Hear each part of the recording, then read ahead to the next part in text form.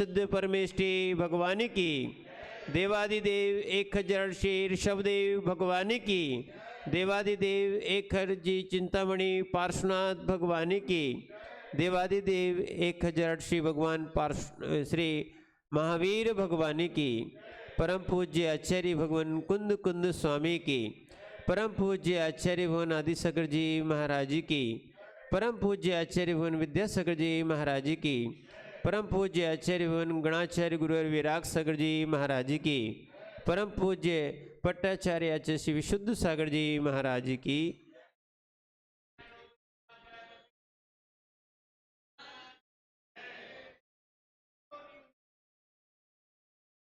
भूचेतन आत्माओं, हम सभी भगवान पार्श्वनाथ स्वामी के चरण सानिध्य में बैठे हैं और यहाँ पर आचार्य भगवान कुंद कुंद स्वामी के रैण सार का वाचन चल रहा है। इस रैण सार में आचार्य महाराज ने सागार अनगार दोनों देशनाओं को दिया है। उस अनगार देशना में आचार्य भगवान ने कहा था कि सम्यक्त रहित कोई भी श्रवण ना रहे। क्या है? क्योंकि श्रद्धा विहीन मोक्ष मार्ग कभी नहीं हो सकता है, या श्रद्धा से जो रहित होगा वो कभी मोक्ष मार्गी नहीं हो सकता है। श्रद्धा श्रावक के लिए भी अनिवार्य है और श्रद्धा मुनि के लिए भी अनिवार्य है। बिना श्रद्धा के कार्य होता ही नहीं। इसीलिए जब बच्चा भी अपना एक एम उद्देश्य को लेके अपनी पढ़ाई करता है, ऐसी एक हमारा भी एक लक्ष्य होना चाहिए। अनंत काल हो गए भगवान, हमारे लिए मोक्ष मार्ग नहीं मिल पाया। मोक्ष मार्ग की बात कर रहे हैं, मोक्ष तो बहुत दूर की है। मोक्ष मार्ग नहीं मिल पाया। सुनो, और आज मनुष्य पर्याय में भी अगर हमें मोक्ष मार्ग नहीं मिला तो हम फिर कहाँ प्राप्त कर पाएंगे? सम्यक्त नहीं हुआ, श्रद्धा नहीं हुआ। जैन कुल जिन कुल में आने के बाद, जिन देश ना मिलने के बाद, मंदिर पूजा सब करने के बाद भी अगर ये चीज़ें हमें नहीं मिल पाई तो हमारा बहुत बड़ा लाभ अपने हाथ से छूट जाएगा। और ध्यान रखना, अवसर बहुत कम कम आते हैं। अवसर बहुत कम कम आते हैं। देखो, जो आपको ये नियोग बन रहा है, ये द्वारा नियोग बनना मुश्किल हो जाता है। समझना, चाहे वो विधान की बात हो, चाहे वो चातुर्मास की बात हो,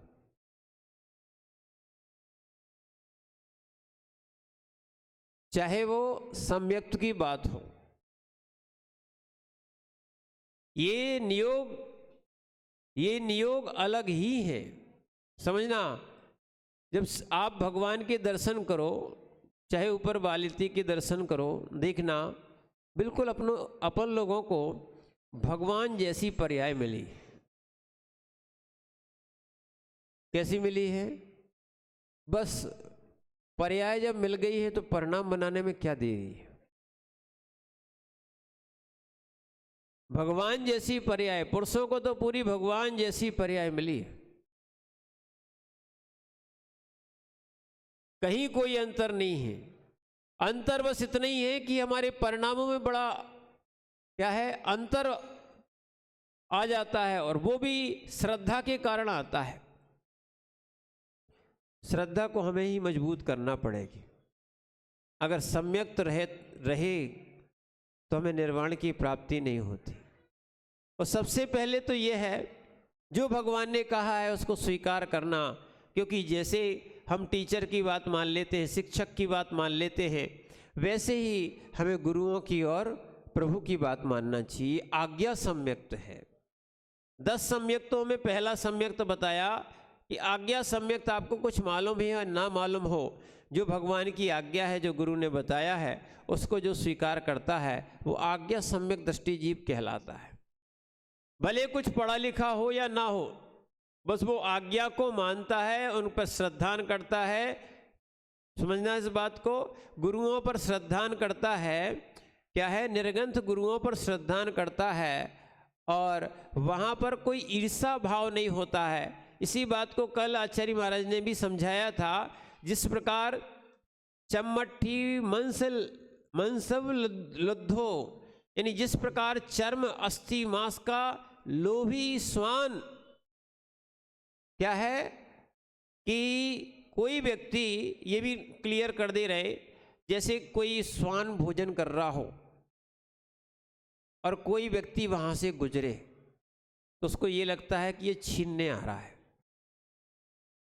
भोगता क्यों है, उसका भी कारण समझो। उसको लगता है कि ये वस्तु हमसे छीन ली जाएगी, तो इनको भगा देंगे तो फिर हम आराम से अपना भोजन कर सकते, इसलिए उनको देख के गुर्राता है।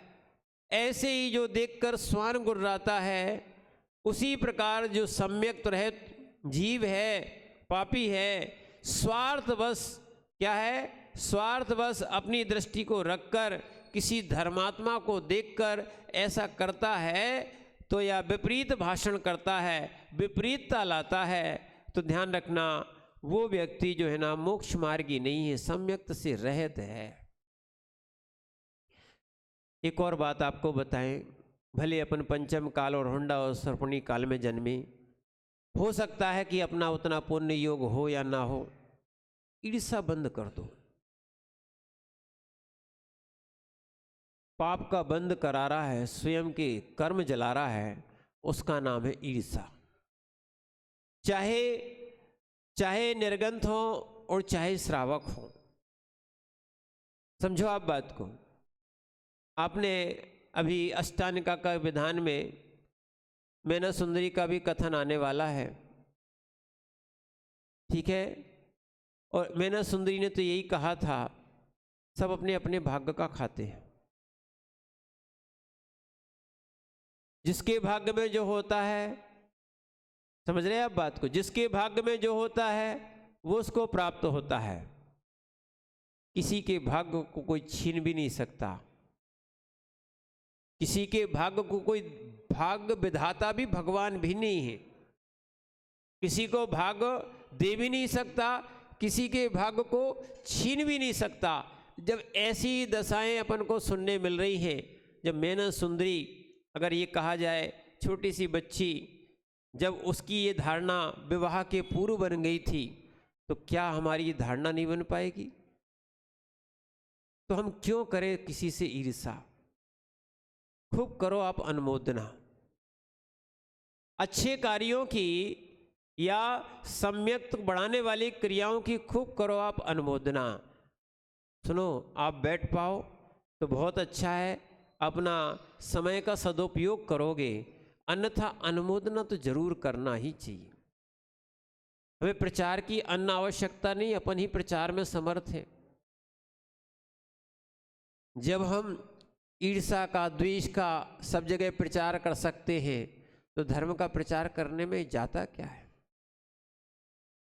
धर्म का प्रचार करोगे, धर्म प्रभाव ना करोगे, आपके जो है ना सम्यक की वृद्धि होगी, लगेगा कि धर्मात्मा है, इसको कितनी चिंता लगी हुई है। और जो दुष्प्रचार में लगा हुआ है वो समझ में आ जाता है सम्यक्त से रहित जीव है, ईर्षा लगी हुई, ईर्षा के कारण ऐसा कर रहा है, समझना। इसीलिए जो अंतराय कर्म का क्षय करना चाहता है, अंतराय कर्म का क्षय करना चाहता है, वो ईर्षा करके और कार्य करके विघ्न ना करे, क्योंकि विघ्न करणम अंतरायस्य। अरे हमें जीवन मिला है, सोचना चाहिए कि हम निर्गंथ बनना चाहिए था, इसके बिना तो कल्याण है ही नहीं, समझना। पर कोई जीव चाहे निर्गंथ हो और चाहे श्रावक हो, अगर निर्गंथों से ईर्षा करने लग जाए तो मोक्ष मार्गी है क्या? उसको श्वान की उपमा दी है, समझो आप बात को। जो राग देश हमारे संसार में भरा हुआ है, उसी राग देश को अगर धर्म में ले आए तो धर्म क्या कहलाएगा फिर?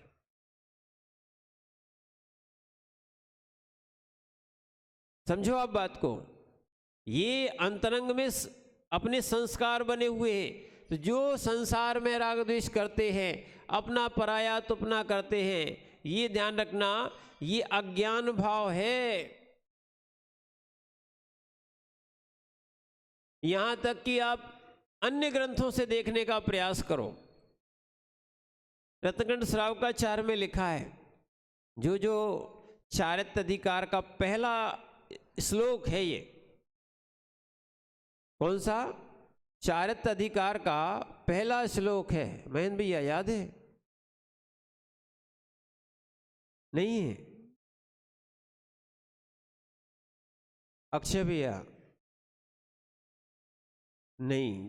चारित्र्य अधिकार पहला है सम्यक दर्शन का अधिकार, दूसरा है सम्यक ज्ञान का अधिकार। ठीक, उसमें मात्र 5 गाथाएं हैं, श्लोक है, और फिर पूरा होता है चारित्र्य अधिकार शुरू होता है। वो भी कौन सा? श्रावकों के चारित्र्य अधिकार का वर्णन है।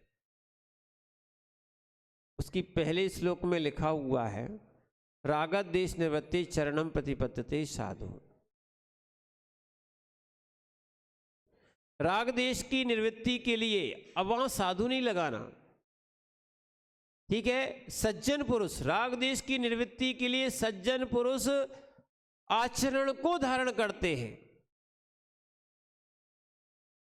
जिनको सम्यक दर्शन की प्राप्ति हो गई है, सम्यक ज्ञान की प्राप्ति हो गई है, ऐसे सम्यक दृष्टि जीव फिर राग देश की निवृत्ति के लिए श्रावक के अंदर बताया जा रहा है। राग देश की निवृत्ति के लिए ही क्या किया जाता है?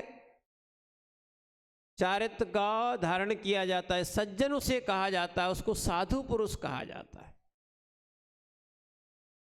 अब आज आपने थोड़ी सी विधि बदल ली है, इसलिए लिख दिया है जो राग देश की प्रवृत्ति कर रहा है वो सज्जन भी नहीं है, वो साधु भी नहीं है।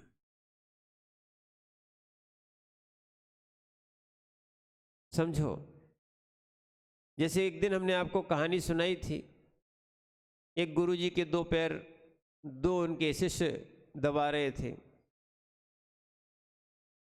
एक ने कह दिया ये हमारा पैर, एक ने कह दिया वो हमारा पैर।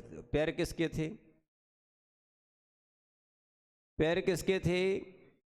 अच्छा ये बताओ, जो अपना तुपना करने लगते हैं, चाहे वेदियों में, चाहे प्रतिमा में, चाहे गुरुओं में, चाहे शास्त्रों में, ये है किसके? अपने ये ना पूरे। सुनना, इससे थोड़ी सी अज्ञानता से, थोड़ी सी कसाई के कारण लोग नहीं समझ रहे हैं, जीवन भर आपको कलंकित हो जाना पड़ता है और आप सम्यक्त से हीन हो जाओगे। थोड़ी सी ईर्ष्या के कारण आप कुछ ना कुछ बोल देते हो, जिससे समाज में, जिससे कि साधुपने में, जिससे कि श्रद्धा में द्वेष उत्पन्न हो जाता है, चाहे वो साधु साधु के प्रति हो, चाहे समाज साधु के प्रति हो। इस विवेक का प्रयोग करो। आज इस विवेक की बहुत आवश्यकता है, जिसको जहाँ भी जिस मंच पे जो समझ में आता है, बहुत सुनने और देखने में आ रहा है कि जो चाहे कोई भी कुछ भी बोल देता है। शायद आपने वैराग्य भावना नहीं पढ़ी, साधु समीप विनय कर बैठो, नहीं, आप तो दूसरा शब्द का प्रयोग करने लगे हो।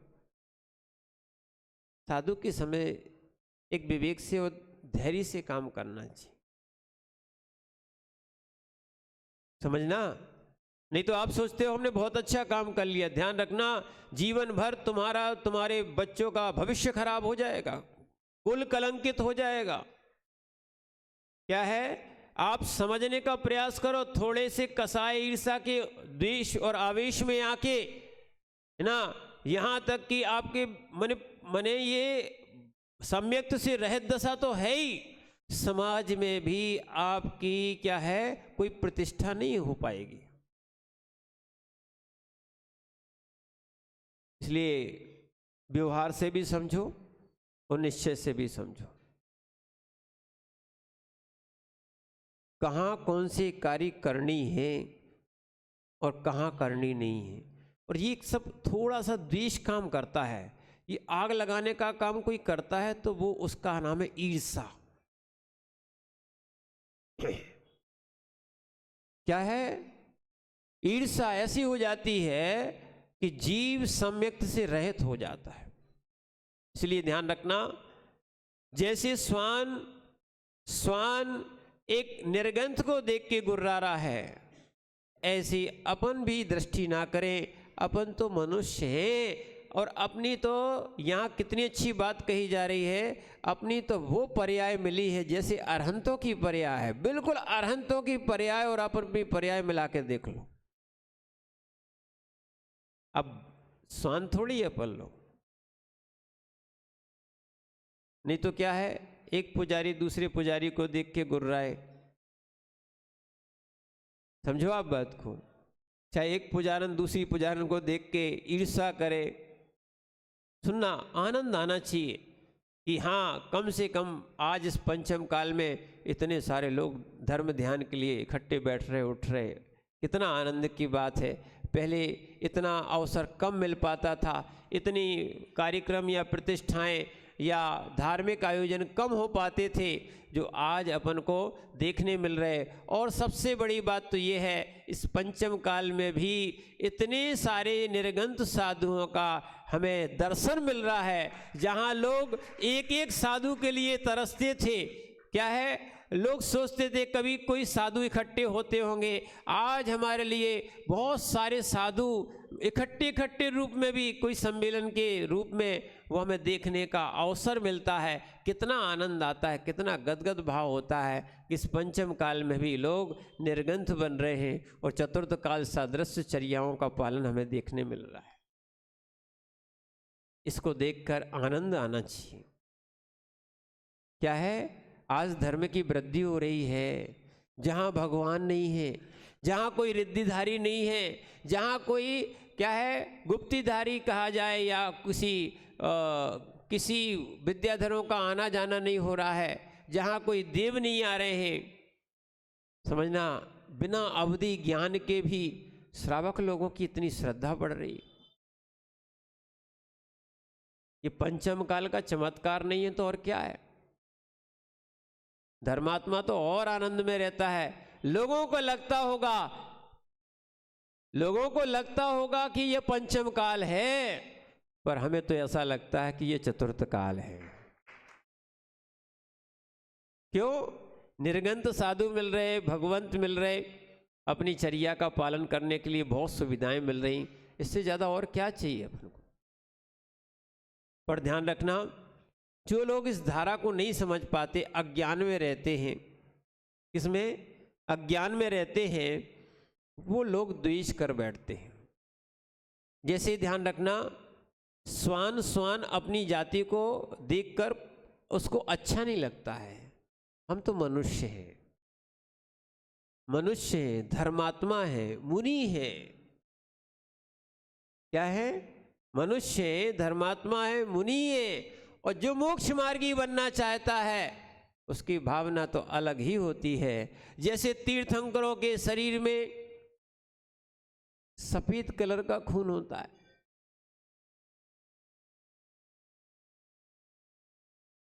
समझ रहे? सुना कि नहीं सुना कभी? क्या है? तीर्थंकरों के खून में कौन सा कलर होता है? श्वेत होता है। अक्षय भैया, कौन सा होता है? श्वेत होता है। पक्का है ना? समझ रहे आप बात को? तीर्थंकरों की ये विशेषता है, वे सबका कल्याण चाहते। उनके खून का कलर कैसा होता है? लोग नहीं मानते कि ऐसा हो ही नहीं सकता। अरे आपको नहीं मालूम हो तो क्या कह सकते हैं। तीर्थंकरों की एक विशेषता है और कारण यही है, वो प्रत्येक प्राणी मात्र का हित चाहते हैं। और जिनेंद्र की वाणी भी हित मित प्रिय होती है। कैसी होती है? हित मित प्रिय होती है। यही सम्यक के तो लक्षण है, सर्वज्ञ की देशना के यही लक्षण है। कैसी होती है? कैसी होती है? हित मित प्रिय। समझना, तो ऐसी वाणी जो है जीव का स्वयं के अंदर का भाव बता देती है। देखो, भाषा भी अंदर के भाव बता देती है कि आपके अंदर विशुद्धि है कि संक्लिष्टता है। अगर ईर्ष्या है, संक्लिष्टता है, तो पाप आश्रय हो रहा है। पुण्य में भी पाप का आश्रय करना। और एक व्यक्ति होता है पाप के उदय में भी बहुत अच्छी अनुमोदनाएं करता है, बहुत अच्छे कार्य करता है, पाप के उदय में भी क्या है, पुण्य का बंध करता है, जिसको कहा जाता है पुण्यानुबंधी पाप। धर्मात्मा ऐसा होता है कि विपरीत परिस्थितियों में आने के बाद अपनी अगले भविष्य का अच्छा कार्य करता है। जैसे भले ही कई माता पिता होते हैं, बोलते हैं कि हमने बहुत मेहनत करके ये पूंजी जोड़ी है, मकान दुकान सब किया है ना, और वो कहते हैं अब हमने दुख के दिन बहुत देख लिए, अब हम सुख के दिन देखना चाहते हैं। ऐसी हमने हो सकता है पाप अन्य जीव माने जन्मों में किया हो, उसका फल यहाँ पर मिल रहा हो, पर इस जन्म में अगर आपने सम्यक ही प्राप्त कर लिया तो आपको सबसे बड़ी निधि प्राप्त हो गई, चाहे वो निर्गंथों के अंदर हो और चाहे वो श्रावकों के अंदर हो। इसलिए रत्नगण श्रावकाचार्य में भी आचार्य महाराज लिखते हैं, सम्यक दर्शन शुद्धा, सम्यक दर्शन से शुद्ध जीव यानी वो वास्तविकता में बृहद दृष्टि रखता है, ईर्षा नहीं करता है। यहां तक कि चक्रवर्ती जैसा वैभव प्राप्त करने के बाद भी, सुन लो अच्छे से, चक्रवर्ती का वैभव प्राप्त करने के बाद भी वो ईर्षा नहीं करता है।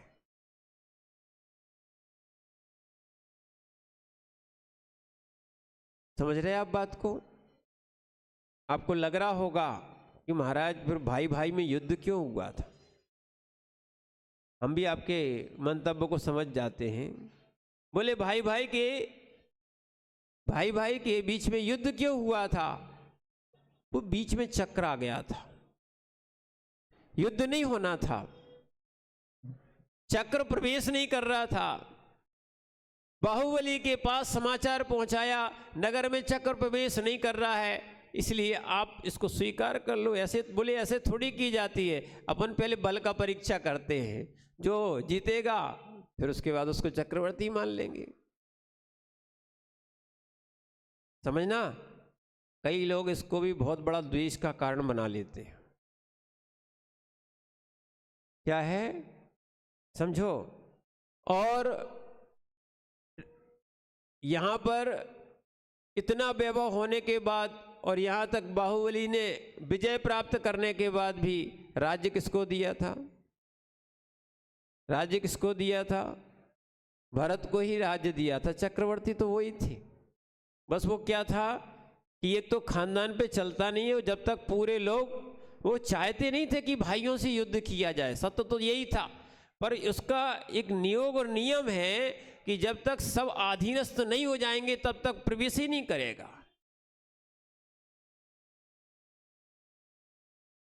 और जैसे ही वो हारने के बाद वैसे ही चक्रवर्ती का मान गलित हो गया, और उसके बाद भी सोच रहे थे ये संपदा तो किसकी है? बाहुबली की। अपन ठीक है चक्रवर्ती कहला रहे हैं तो कहला रहे हैं, उनको विरक्ति हो गई थी। सम्यक दृष्टि जीव 6 खंड का अधिपति होने के बाद भी क्या है, बैरागी था, और इतने बैरागी रहे, इतना वैराग्य था, सोचने की बात है। लोग उनका उदाहरण देते हैं, दीक्षा लेने के तुरंत बाद अंतर मुहूर्त में ही उनको केवल ज्ञान हो गया। यहां तक कि बोलते हैं कि कपड़े उतारते उतारते ही केवल ज्ञान हो गया, माने इतनी पहले से पूर्व तैयारी थी। यानी भावों की निर्मलता जितनी अच्छी होती है, ये समझना आप बात को, भावों की निर्मलता जितनी अच्छी होती है साधना उतनी अच्छी होती है, पूजा विधान उतने अच्छे होते हैं। नहीं तो आप लड़ झगड़ के आप बैठ भी जाओ तो कोई आनंद आने वाला नहीं है। शांति के साथ सबको लेके बैठो, क्या आनंद आता है। लोग कहेंगे कि हाँ धर्मात्मा है, अंदर उत्साह होना चाहिए। आज क्या हो रहा है, मिथ्यात्व के कारण दिखना, हमारा उत्साह भोगों में हो रहा है। हम भोगों में उत्साहित हैं, इसका भी कारण है कि हमारे अनादिकाल के संस्कार मिथ्यात्व के और भोगों की तो रहे। क्या है, समय सार की गाथा आपको सुनाई थी, आज फिर से सुना दे रहे हैं। सुध परिजान धूया सबवस्व भी काम भोग बंद कहा, तब शुभ लंबो डबरी बिलवो तस्य आचार्य महाराज कुंद कुंद स्वामी समय सार जी के 4 नंबर की गाथा में लिखते हैं कि ये काम भोग बंद की कथाओं को हमने अनंत बार सुना है, देखा है, अनुभूत किया है, ये हमारे संस्कार में पड़ गई। देखो आपको संस्कार की बात बता दे, जैसे माना कि चाहे ईर्षा हो चाहे ये चीज़ हो, ये तो आपको ये पक्षियों तक में, त्रेंचों तक में, स्वान तक में, अन्य चींटियों तक में, ऐसे बहुत से जीवों मिल जाएंगे। देखते कि नहीं? आप कभी किसी सांप को छेड़ के देखो, आप किसी चींटी को छेड़ के देखो, छोड़ता है क्या? छोड़ता है क्या? समझना। पर ऐसे ही गुण आपने कहा कि कोई छिड़ के तो देखे, फिर हम देखते हैं। तो आपने कोई बड़ा काम नहीं किया है। जो स्वान करता है या सांप करता है या चींटी करती है, वही तो अपन ने किया, और कौन सा काम किया। कसाय करने से कोई भगवान नहीं बनता, कोई महान नहीं बनता। सुनो, पाप करने से, ईर्षा करने से कोई भगवान नहीं बनता। और सुन लो, नहीं तो कमट को देख लो, 10 भाव तक बैर चलता रहा, भगवान बन पाए क्या? पर 10 भाव तक क्षमा करते रहे भी जरूर भगवान बन गए।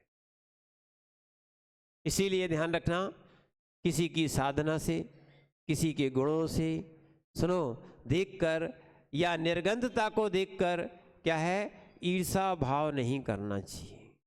जो ईर्षा भाव करते हैं, ध्यान रखना, वो दुर्गति का कारण बनता है। यहाँ तक कि शास्त्रों में बहुत सारे ईर्षा भाव के उदाहरण हैं। सीता को अपवाद क्यों लगा?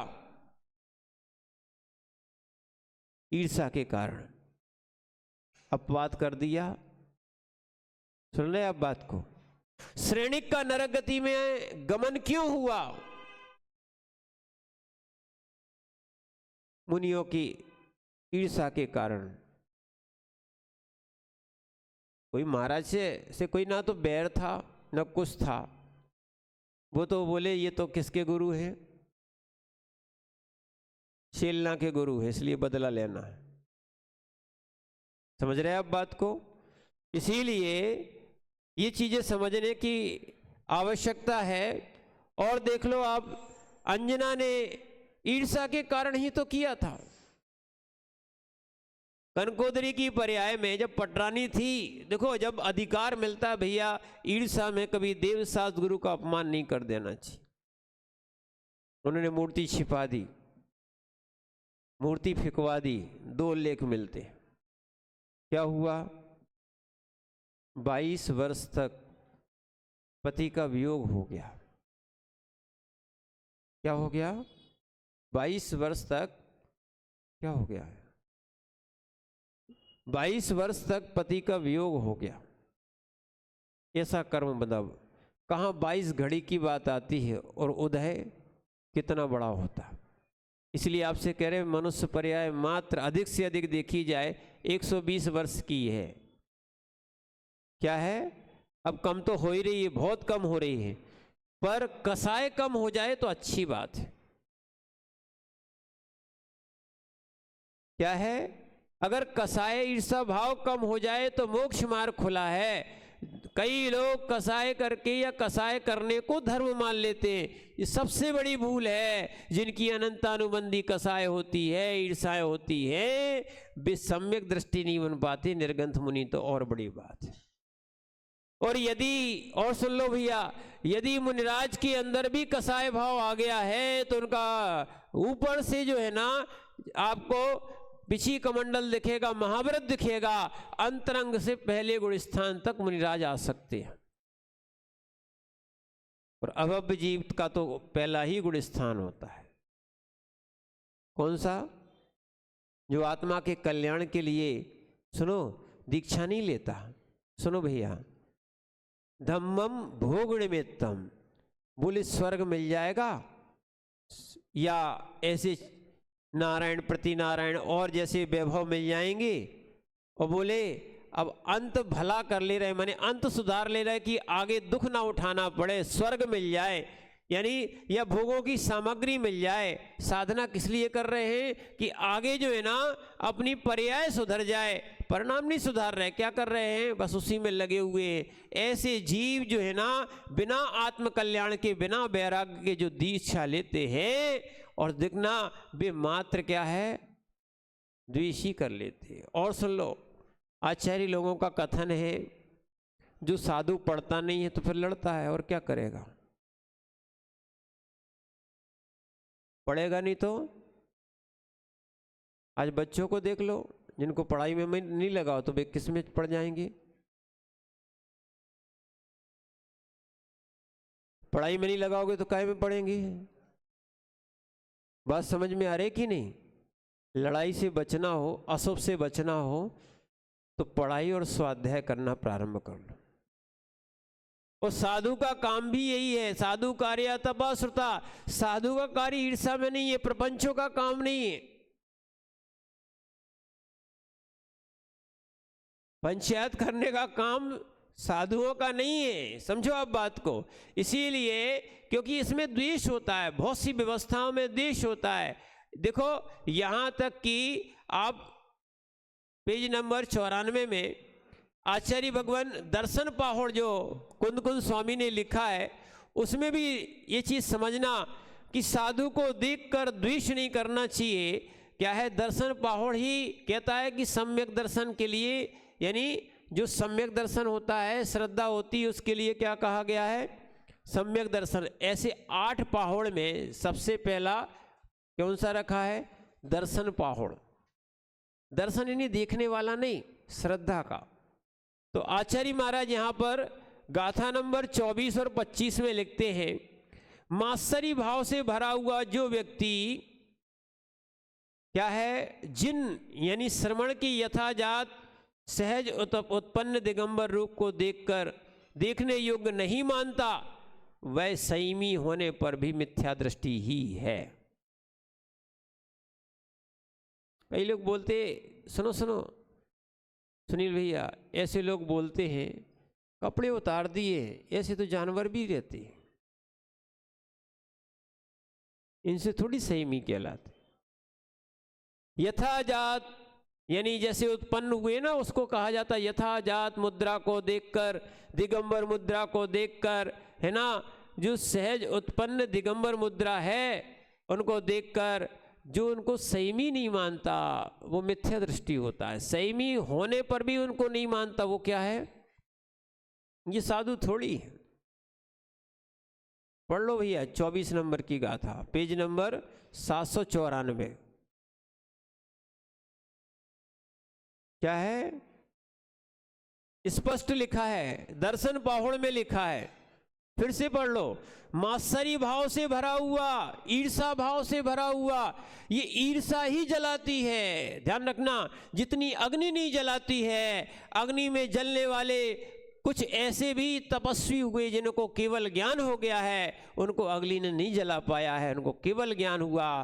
फिर ईर्षा में जो जो चाहे श्रावक हो साधु है, जो गया है उसका नाश हुआ ही हुआ है। और जो मात्सरी से भरा हुआ जो व्यक्ति है, जिन मुद्रा को देखकर, यथाजात को देखकर, जो सहज उत्पन्न दिगंबर मुद्रा को देखने योग्य नहीं मानता कि मैं इनके दर्शन करने नहीं जाऊंगा, ये थोड़ी साधु हैं, ये थोड़ी दिगंबर हैं, वह संयमी होने पर भी मिथ्या दृष्टि है। क्या बात लिखी है। चाहे वो श्रावक हो, चाहे कोई व्रती हो, चाहे सामान्य श्रावक हो, चाहे महाव्रती हो, मिथ्या दृष्टि है। आचार्य भगवान कुंद कुंद स्वामी का दर्शन पहाड़ में ये गाथा 24 नंबर की, और 25 नंबर में भी लिखा है। अपन अर्थ पढ़ देते हैं, दोनों गाथा एक साथ दी। शील सहित तथा देवों के द्वारा वंदनी। सुन लो भैया, आज क्या है, अधिकता होने पर श्रद्धा की अधिकता होना चाहिए। जहां पर साधु की अधिकता है वहां पर श्रद्धा की अधिकता होना चाहिए। ये मार्केट नहीं है कि महाराज क्या है, माल ज्यादा आ गया तो भाव कम हो गए। समझ रहे ना, क्या हो गया, माल ज़्यादा आ गया तो भाव कम हो गए, ये तुम्हारे मार्केट में चलता होगा। पर यहाँ तो 24 हजार साधु मात्र एक एक आचार्य के रहे। भद्रबाहु स्वामी के 24,000 साधु थे। आचार्य कुंद कुंद स्वामी के साथ में 700 मुनिराज थे। विचार करना, श्रद्धा देखो, श्रद्धा बढ़ना चाहिए। इसीलिए ऐसे बहुत से आप कभी प्रसंग पढ़ो, यहाँ तक कि शिखर जी के जब अर्घ चढ़ाते हो तब आपको समझ में आता है कितने मुनिराज, कोड़ा कोड़ी मुनिराज, इतने इतने मुनिराज हो गए, तो सोचो श्रद्धा कितनी होगी। और हम तो एक और बात कह रहे हैं आपसे, जगत में जहाँ भी, यानी पूरे भारत और विदेश तक में जहाँ भी खुदाई होती है वहाँ जैनत्व और दिगंबरत्व निकलता है। सोच लो कितने श्रावक होंगे। और जब मंदिर और मूर्ति निकलती है तो कितने ज्यादा सम्यक दृष्टि और श्रावक होंगे जिन्होंने जिन आयतनों को बनवाया होगा। ये श्रद्धा निकलती है, भारत की भूमि से तो निकलती ही निकलती है। चाहे वो अयोध्या हो, चाहे वो कहीं भी हो। कई कई गांव ऐसे हैं, सुनो, कई कई गांव ऐसे हैं कि जहां पर खुदाई होती है वही निकलते। चाहे बिलेरी देख लो, चाहे देवगढ़ देख लो, सुनना, चाहे कुंवर पर देख लो, कुएं तक में मूर्तियां निकल रही। जहाजपुर में जो अभी मुनि सुरपतनाथ भगवान की जो मूर्ति मिली ना, वो 8वीं बार में मिली मकान की खुदाई में। और विचार करना, अभी हम लोग अहमदाबाद 2010 का चातुर्मास हुआ था, वहां भी क्या हुआ, बिल्डिंग की खुदाई चल रही थी ना, बड़ी मल्टी बिल्डिंग वहां पे बनना थी। उस्मानपुरा की बात है, वहां मल्टी बिल्डिंग बनना थी, उस बिल्डिंग की खुदाई चल रही थी जेसीबी से। 8 फुट की प्रतिमा, पद्मासन की 3 प्रतिमाएं निकली थी। विचार करो, सफेद पाषाण में। अब विचार करो, कहीं ओमता का पूरा मंदिर क्या है, ये विचार करना। आज समाज गई कहां, समझना।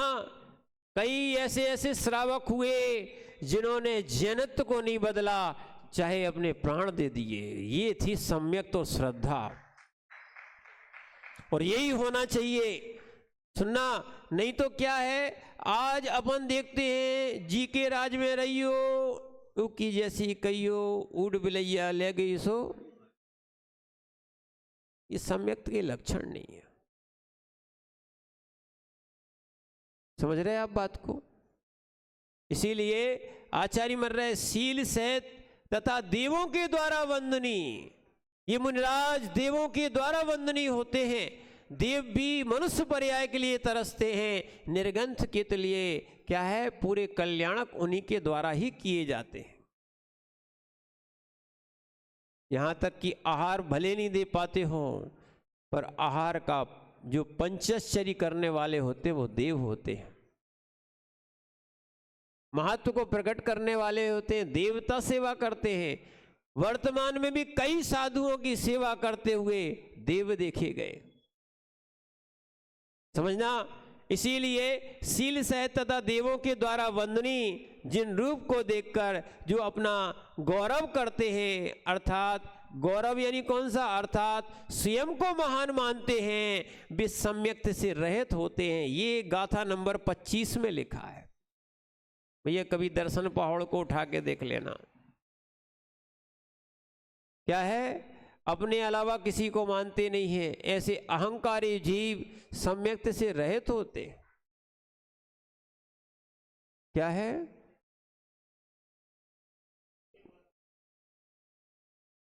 गारव गारव गारव कहो, अभिमान कहो। इनके जिन रूप को देखकर अपना क्या है, अपने को ऐसा उनमें लिखा हुआ, इसलिए आपको बता रहे हैं। और गारव लिखा है, देखो गाथा में लिखो, ये गारव करंतु, ऐसे गारव करते हैं। ठीक है, गारव यानी होता है गर्व करते हैं, गर्व यानी घमंड करते हैं। समझना इस बात को। जैसे थोड़ा सा हमने दान दे दिया तो अपन समझते अपन तो भगवान से बड़े हो गए, हमने तो भगवान को दान दे दिया। अरे ये सोचो भैया, भगवान को तुम क्या दान दे सकते हो? अहंकार नहीं, भक्ति होना चाहिए। सुन लो भैया, क्या तुमने दान दिया है? दो उदाहरण ऐसे आते हैं, एक आबू का मंदिर और गोमटेश भगवान की प्रतिमा। ऐसे ऐसे दानवीर हुए जिन्होंने कहा जितना अवशेष पत्थर निकलेगा उतना सोना देंगे, तुम तो सुंदर बनाओ। सुन लो भैया, इसलिए आज भी प्रतिमाओं को बेचा नहीं जाता, न्यौछावर कह देते हैं। क्या बोलते हैं? अमूल्य वस्तु है। ऐसे ऐसे लोग हुए जिन्होंने अपना स्वर्ण दिया और उसको सुंदर बनाया, फिर भी उन्होंने क्या है, अभिमान नहीं किया। थोड़ा सा गोमटेश को अभिमान आ गया था, गोमट को अभिमान आ गया था, तो देवी आई, उसने उसका अभिमान दूर कर दिया। इतनी सुंदर और बड़ी प्रतिमा बनाने के बाद भी अहंकार अभिमान नहीं होना चाहिए, समझना। तो ऐसे ही जो है ना, हमें देवों के द्वारा वंदनी और शील से सहज साधुओं को देखकर क्या है, अपना महत्व नहीं प्रकट करना चाहिए, या अपना क्या है, अहंकार नहीं दिखाना चाहिए कि हम तो साधु से बड़े हैं। या कोई ज्ञानी मिल जाए, थोड़ा बहुत शास्त्रों का ज्ञाता हो जाए, तो अपने आप को क्या है, अरे मुनिराज तो कुछ नहीं लगते हमारे आगे। हे ज्ञानियों, ऐसा ज्ञान नहीं करना कि ज़्यादा पड़ गए सो। समझ रहे आप बात को? ऐसा ज्ञान किस काम का? ऐसा ज्ञान चाहिए भी नहीं है जो हमारे लिए ही बंध का कारण बने, हमारे लिए ही क्या है, ये पाप का कारण बने। हमें ऐसा ज्ञान चाहिए जिससे कि हम स्वयं बंधनी हो जाएं। बंधना इसलिए करना चाहिए कि हम बंधनी हो जाएं। सुनो, आचार्य तो बोलते थे, जो जितना झुकेगा वो उतना उठेगा, सीधी सीधी बात। और एक सीधा उदाहरण देते थे, बाल्टी जब भरने जाती है कुएं में तो पूरी झुकती हो, पूरी उल्टी होगी तो पूरी भरेगी, जितनी नहीं तो अगर पूरी नहीं झुकी तो पूरी नहीं भरेगी। लोग इसलिए खींच खींच के फिर पूरी डुबाते। जितनी डूबती है, जितनी झुकती है, उतनी भरती है। ऐसी जिनको जिन गुण संपत्ति चाहिए है, पूरा ही समर्पित हो जाना चाहिए, अहंकार भाव नहीं। शिष्य के लिए भी यही है। हम लोगों ने भी देखा, आचार्य भगवान सन्मति सागर जी महाराज क्या है, जबकि आचार्य के गुरु थे क्षुल्लक दीक्षा के, और 2007 का चतुर्मास, सुनना, आचार्य महाराज ने आदेश ये दिया था कि जब आप आओगे तब हम चतुर्मास हम भी करेंगे। उदगांव का चतुर्मास, जब आचार्य सन्मति सागर जी महाराज के साथ लगभग 30 पिच्छियाँ थी, और हम लोग भी आचार्य के साथ में थे। आचार्य के साथ 44 पिच्छियाँ थी। दोनों संघों का चतुर्मास कहाँ हुआ? उदगांव में हुआ। आचार्य के आदेश से ही, होना तो औरंगाबाद में था। जो इस बार आचार्य औरंगाबाद की ओर जा रहे थे ना, वो 2007 में जाना था। सुनना, वो आचार्य औरंगाबाद जा रहे थे, बीच रास्ते में ही एक श्रावक श्रेष्ठी आ गए, यानी नाम भूल गए उनका, बंबई के थे, आचार्य विमल सागर जी के अनन्य भक्त रहे। वो आ गए कि आचार्य की आज्ञा है, आदेश है कि आपका चातुर्मास उनके ही साथ में हो। आचार्य ने कहा ठीक, जब गुरु की आज्ञा है, क्या है, जब गुरु की आज्ञा है तो हो जाएगा, कोई दिक्कत नहीं। पर हम लोगों ने ये देखा, जैसे ही आचार्य पहुँचे और उन्होंने सनमति सागर जी महाराज को जैसे ही नमस्कार किया, 3 परिक्रमाएं दी, ठीक है। और सुनना, क्षुल्लक अवस्था में आचार्य छोटे से थे, यानी विराग सागर जी क्षुल्लक अवस्था में थे, तो उनका नियम था, आचार्य ने बोल के रखा था कि तुम हमारे साथ ही आहार को जाना। किसको जाना? हाँ, आचार्य का पूरा चतुर्मास आचार्य सनमति सागर जी का जहां पड़गान होता था वहीं होता था।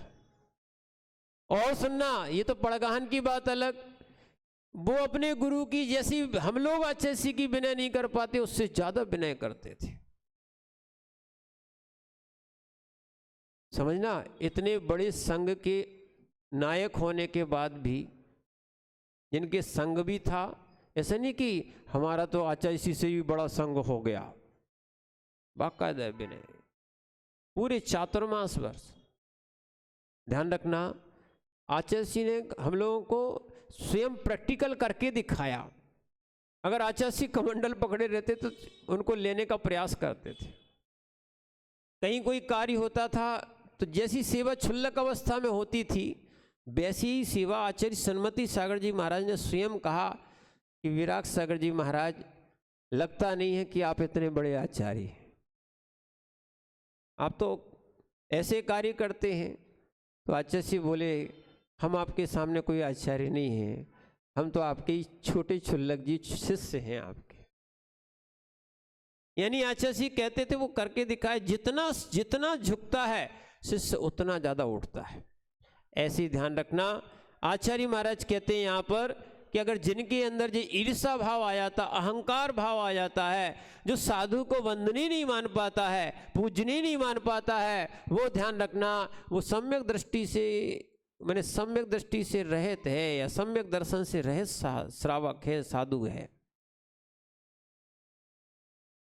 ये हमारे पूजनीय है।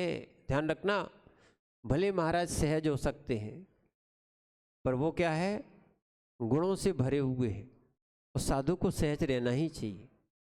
यही क्या है, अहंकार भाव का विसर्जन है। तो इसीलिए ऐसे साधुओं को देखकर हमारे अंदर हर्ष भाव आना चाहिए। और भी ये टीकाएं हैं, आप इनको पढ़ेंगे तो बड़ा आनंदित आएगा। और आगे भी बता रहे, साधु अगर आहार भी लेता है, क्या है, साधु अगर आहार भी लेते हैं, यानी मुनराज आहार क्यों लेते हैं, ऐसा किसी ने प्रश्न किया कि ये मोक्ष मार्ग नहीं है, तो उन्होंने कहा मोक्ष मार्ग तो नहीं है, ये अपवाद मार्ग है। कौन सा मार्ग है? आहार लेना क्या है, अपवाद मार्ग है, राजमार्ग नहीं है। पर आहार इसलिए लेते हैं जिससे कि संयम का पालन हो सके। आहार क्यों लेते हैं, समझ रहे आप? ये मूलाचार में भी आया, शरीर को चलाने के लिए, संयम की साधना के लिए, बाह्य वृत्ति के लिए, मूलाचार में भी आया। तो आचार्य महाराज देखो क्या रे, आहार भी लेते हैं। कैसे लेते हैं, क्या लेते हैं? आहार लेने तक की विधि उन्होंने बताई।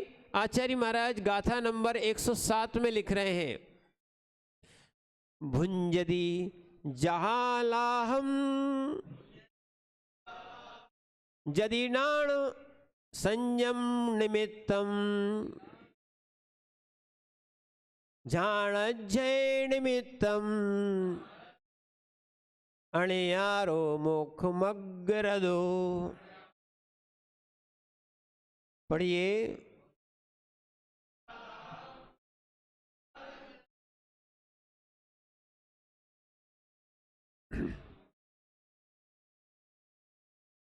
मोक्ष मार्गी साधु कैसा होता है?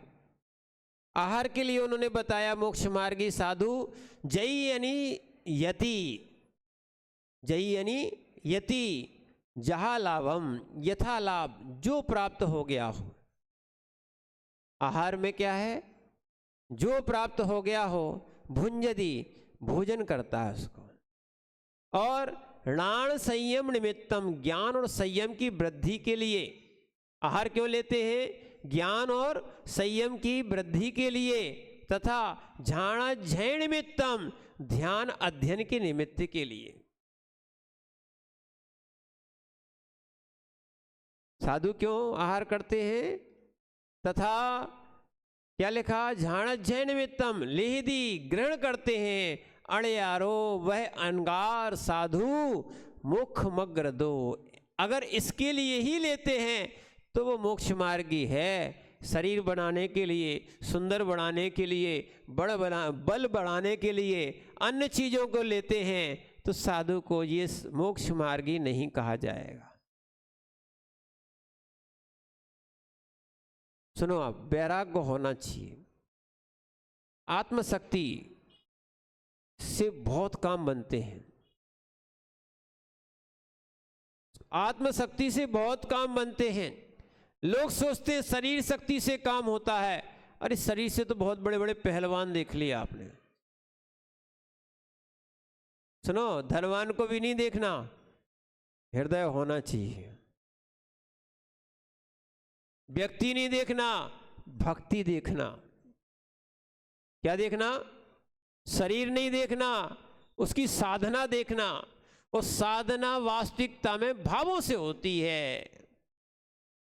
किससे होती है? आत्मबल मजबूत होना चाहिए। समझो आप बात को। जिनका आत्मबल मजबूत होता है वो बहुत बड़े कार्य कर लेते हैं। हम लोगों ने भी आचार्य को अंत अवस्था में देखा। अभी अभी की तो बात ही है। वास्तविकता में ये बड़ा दुख से कहना पड़ता है कि एक साल में दो आचार्य इस जगत के क्या है हम लोगों को छोड़ के चले गए। अंतमवस्था में वो देखी जहां उठने की हिम्मत नहीं थी, फिर भी वो बिना सहारे के आके आशीर्वाद देते थे। लोग बड़े बैठ के इंतजार करते थे।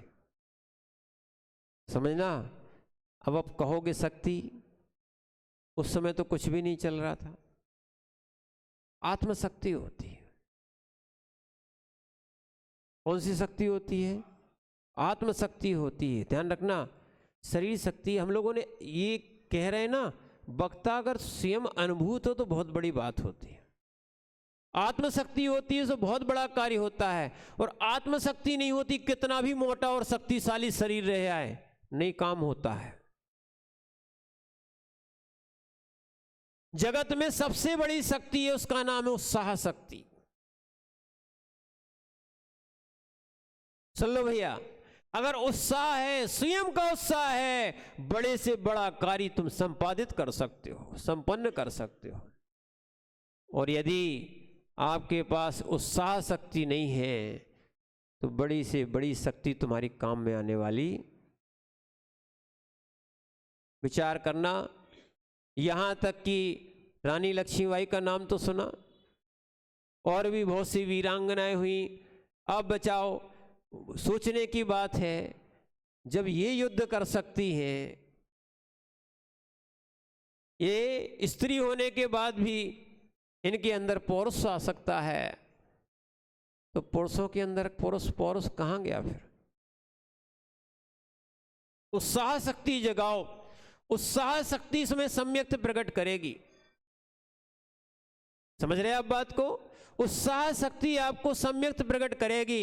अगर उत्साह शक्ति है तो नरक का, 7वें नरक का नर की भी सम्यक दृष्टि बन सकता है। उत्साह शक्ति नहीं है तो स्वर्ग में, यहां तक कि 9वें ग्रेवक में पहुंचने वाला जीव भी सम्यक दृष्टि नहीं बन सकता है, चाहे भले उन्होंने अनंत। इसीलिए कहा जाता है मुनि व्रतधार अनंत बार ग्रीवक उपजाओ। मिथ्या सहित ग्रीवक तक पहुंच जाएंगे, पर सम्यक नहीं है तो कारण मोक्ष का नहीं बन पाएगा।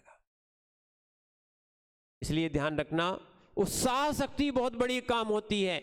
अगर हम सुनना, ये उत्साह शक्ति तो है ही, यही हम कह रहे हैं कि भगवान नहीं है, यहाँ पर साक्षात भगवान नहीं है, यहाँ पर कोई रिद्धिधारी नहीं है, यहाँ पर कोई विद्याधर आदि भी नहीं दिखते, कोई देवों का अवगुण नहीं दिखता, कोई बड़ा अतिशय ऐसा दिखता नहीं है, ना समोसरण दिखता है, फिर भी इतने लोग पूजा आके करते हैं, श्रद्धा से बैठ रहे हैं, जिनवाणी सुन रहे हैं। इससे बड़ी और क्या श्रद्धा मानोगे? श्रद्धा नहीं होती तो यहाँ आते क्या? उत्साह शक्ति जागृत करो। लोग कह रहे हैं पंचम काल में धर्म नहीं होता। इतने सारे धर्मात्मा देखने के बाद भैया तुम्हें क्या हो गया है? या तो कोई पांडु रोग हो गया है क्या? विचार करो। इतनी बड़ी बड़ी जो स्वाध्याय की श्रृंखलाएं, जहां पर सुनो, आपने भी सुना होगा कोमलचंद जी, आपने भी सुना होगा कि जिसको तत्वार सूत्र आता था उसको लोग पालकी में बिठाल के घुमाते थे। आज देखो छोटे छोटे बच्चों को तत्वार सूत्र आने लगा है। पर्यूषण में देख लिया है, छोटे छोटे बच्चे मुखाग्र तत्वार सूत्र, सारे लोग माने भीड़ लगी थी कि हमें पढ़ना है, हमें पढ़ना है। ऐसा उत्साह, ऐसा अपना लगन आ गई है। धीरे धीरे यही उत्साह हमारा सम्यक और सम्यक ज्ञान और निर्वाण की ओर ही बढ़ाएगा। ये संस्कार डालो, संस्कार शुभ के डलेंगे तो बहुत बड़ा कार्य बनेगा। इसीलिए आचार्य महाराज कहते हैं साधु भी ध्यान अध्ययन के लिए ही आहार करता है, तभी वो मोक्ष मार्गी है। किसके लिए करता है? देखो भैया, लोग कहते हैं बादाम में ताकत होती है। किसमें ताकत होती है? बादाम में ताकत होती है। हम कह रहे सूखी रोटी में भी ताकत होती है। सुनो वे मजदूर, तुमने देखा होगा 1 बजे भोजन करते हैं, जो क्या लाते हैं? घी चुपड़ी रोटी भी नहीं लाते भैया। ओ सुन लो अच्छे से, घी चुपड़ी रोटी खाने वालों, क्या है? बोले आज घी नहीं मिला, आज तुम्हारी शक्ति ही नहीं है। सुनो, जो बिना घी की रोटी खाते हैं, माताओं सुन लो अच्छे से, नहीं तो थोड़ी सी अगर रोटी पे चमक नहीं है तो गालों की चमक खराब हो जाती है। क्या है? आप विचार करना, ये उत्साह शक्ति नहीं है। देखो, अगर मेहनती हो, भोजन करने वाला हो, पचाने वाला चाहिए। क्या चाहिए? रोटी भी अच्छे से आनंद उत्साह से खाने वाला हो, पचाने वाला चाहिए। मजदूरों के शरीर देख लो आप, सब कुछ रखा है, मुंह बना बना के खा रहे हो भैया।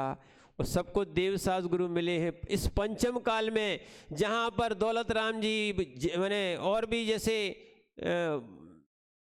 विद्वान हुए हैं, ये इनको निर्गंत साधुओं के दर्शन नहीं हुए। भूदरदास जी, ये लोग एक कमरे में सामायिक भी करते थे और नग्न होकर सामायिक करते थे और सोचते थे कि ऐसे साधु होते होंगे। विचार करना, आज अपन को क्या, जब यहाँ पर मुनिराज आए थे तो लोग मुनिराजों को देखने के लिए दौड़ते थे। आज अपने बच्चों का पुण्य है, महाराज के पास आके दर्शन करते, आहार देते, भैया वृत्ति करते। ये पंचम काल नहीं चल रहा है, ये एक स्वर्णिम काल चल रहा है। समझ रहे हैं आप बात को? और साधु भी बड़े बड़े तपस्वी मिल रहे। विचार करना आप। तो ये पंचम काल में ऐसा एक अनोखा अपन को वस्तु देखने मिल रही है। ये उत्साह शक्ति से होता है। किससे होता है? पूरा मोक्ष मार्ग उत्साह शक्ति पर है। एक और अपन गाथा देख लें, और ये दोनों गाथाएं एक साथ थी। 108 नंबर की गाथा, ये भी आचार्य महाराज कहते हैं वो आहार क्यों लेते हैं, उनके 5 कारण यहाँ पर बताए। उदराग्नि समनमख, उदराग्नि समनमख, मक्खण गोयर संभूए पूर्ण भ्रमरम, रावण तप्पायारे, रावण तप्पयारे, ऋचे भुंज दे भिक्खु। पढ़िए।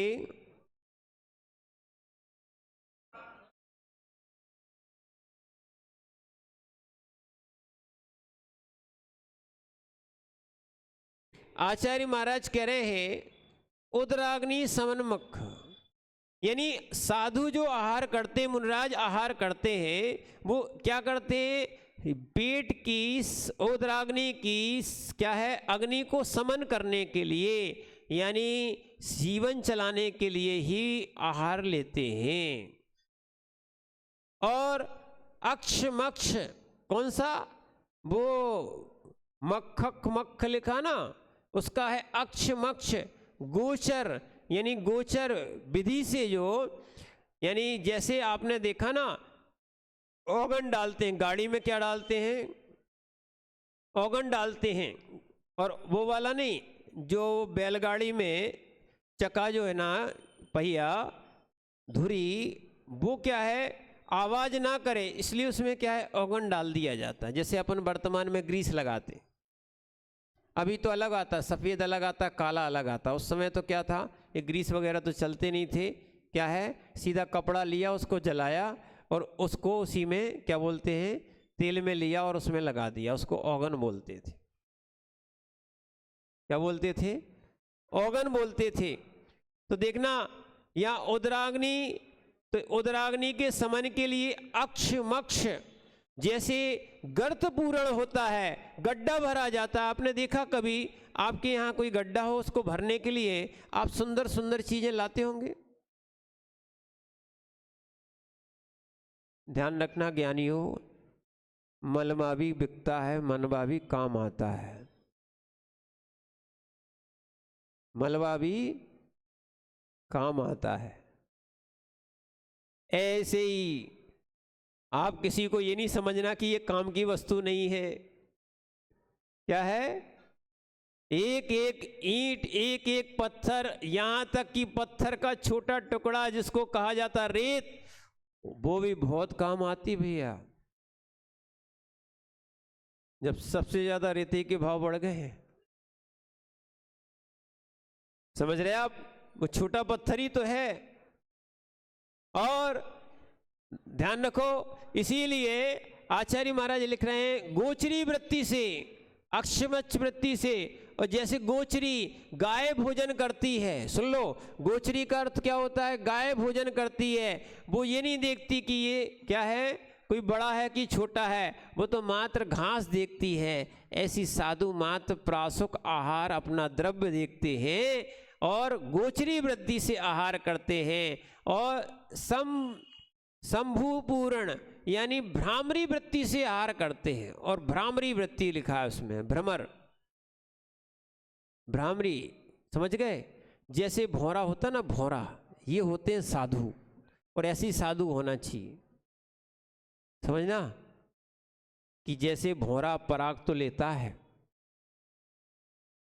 सुन लो, पराग तो लेता है पर फूल को कष्ट नहीं पहुंचाता। ऐसी साधु आहार तो लेता है पर श्रावक को कष्ट नहीं पहुंचाता।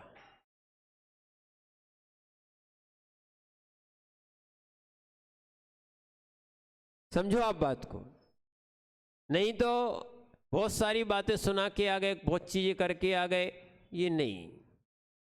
क्या है, साधु ऐसे ही आहार लेता है।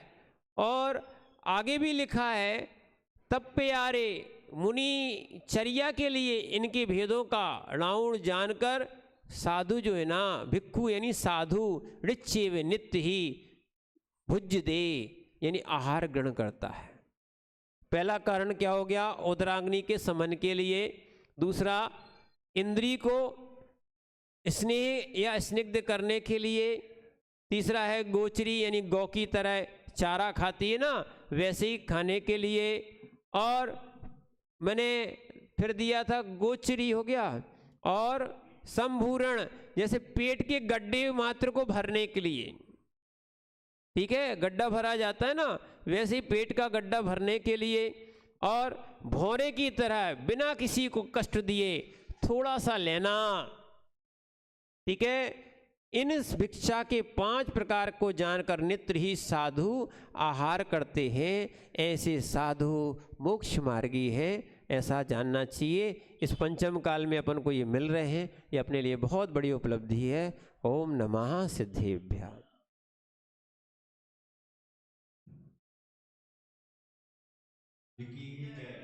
अरे आज तो धनतेरस, आज धनतेरस।